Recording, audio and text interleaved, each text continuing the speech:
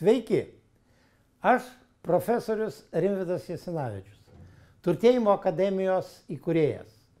Jau 10 metų sėkmingai padedu žmonėm išlavinti savo finansinį intelektą taip, kad net įvairiausių sunkmečių metu jiems pinigų užtektų ir šiandienos reikmėm, ir turtingai savo ir savo šeimos ateičiai užtikrinti.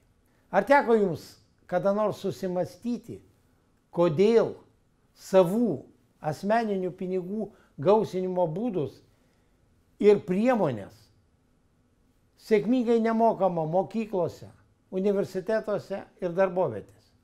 Kodėl visos žiniasklaidos priemonės,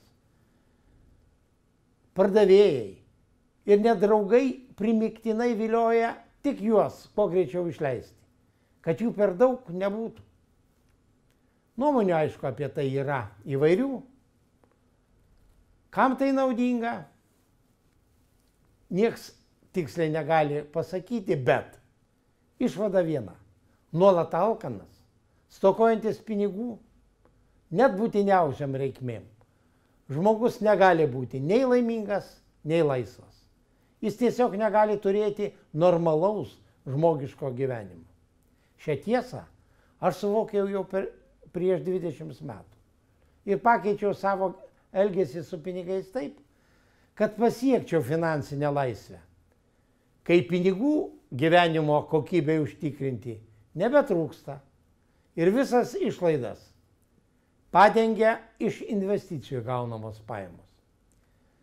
Tai padaryti man pavyko sėkmingai veikiant ir besigilinant verslo ir asmeninių investicijų srityse.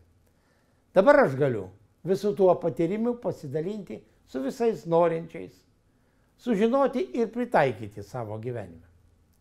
Mano seminaro dalyviai suvokia šiuolaikinių pinigų esmę, supratę savo klaidas, kurias jie daro neteisingai elgdamiesi su pinigais, išmoksta sutramdyti blogasias išlaidas, įvaldyti efektyvius pajamų šaltinius bei dalį gaunamų pinigų paversti gausėjančiu kapitalu.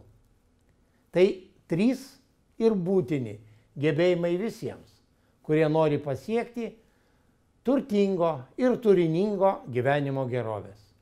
Visiems, kurie nori praturtinti savo finansinę išmintį naujomis šiuolaikinių pinigų valdymo ir gausinimo taisyklėmis, nutariau padaryti dovaną. 4 nemokamų video seminarų ciklą. Tam, kad galėtume šią dovaną jums įteikti, prašome užsiregistruoti dešinėje pusėje esančiuose langeliuose. Ir iš karto po registracijos jums bus atsiųstas pirmasis video seminaras. Tai iki susitikimo Turtėjimo akademijos seminaruose.